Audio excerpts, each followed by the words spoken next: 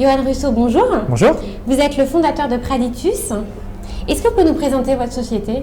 Alors Praditus, c'est déjà un outil qui a été fait pour les employés avec une idée toute simple, c'est qu'il y a des outils qui aident les hauts potentiels. Quand on parle de talent management, en réalité on parle de haut potentiel et l'idée toute simple, c'était de dire est-ce que ces outils pour les hauts potentiels peuvent être accessibles finalement à une grande majorité, voire à tout le monde. Quels sont finalement les axes de différenciation de ces tests?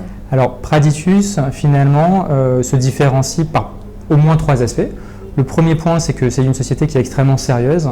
On a, malgré le fait qu'on est une petite équipe, on est une équipe de 12 personnes, mais on a 3 chercheurs en interne, un en management des compétences et 2 en psychométrie.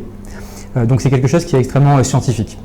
Le deuxième point, c'est que c'est pas parce que c'est sérieux et scientifique qu'on ne doit pas faire un effort pour être sûr que les employés et les utilisateurs comprennent les résultats et toutes les informations qu'on leur donne. Donc on a fait un gros travail de restitution, de qualité de l'information. Et le troisième point, c'est l'idée de dire qu'on va au-delà de ce qui est en général assez classique dans l'assessment.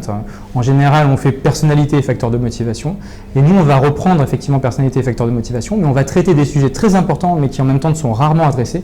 L'intelligence émotionnelle, le stress, comment vous vous reliez par rapport à votre environnement de travail. Et en quoi vos tests sont-ils moins intimidants que les autres? Alors, on a vraiment fait un travail dans le test, à la fois dans la passation du test, sur le fait qu'on a essayé de raccourcir sans détériorer la qualité de la recommandation, mais de raccourcir au maximum le nombre de questions pour ne pas embêter les gens et pour leur prendre le moins de temps possible. Et le deuxième point, c'est dans la restitution où on a souhaité être déjà premièrement le maximum bienveillant. On se concentre sur les forces et on ne va pas tellement regarder finalement les faiblesses. Et le deuxième point, c'est qu'on va beaucoup travailler sur, par exemple, la méthode des archétypes.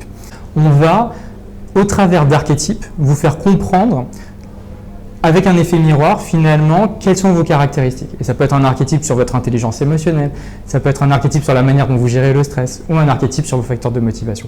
Et ça fonctionne extrêmement bien. Quels sont les projets que vous voulez déployer en 2016?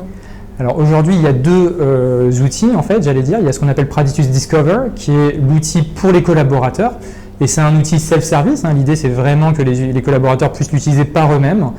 Et puis côté entreprise, on a ce qu'on appelle Praditus Insights, qui est la vision agrégée de tous les résultats. Et là, il y a beaucoup d'opportunités, il y a beaucoup de développements sur lesquels on est en train de travailler. Donc c'est différents modules qui sortiront, je pense, en fin d'année ou début d'année prochaine. Mais on a des problématiques de mobilité, on a des problématiques de développement des talents, on a des problématiques de formation. Donc tout ça, en fait, c'est des modules qu'on va développer dans l'application pour valoriser l'information qu'on récolte au niveau individuel. Johan Russo, merci beaucoup. Merci.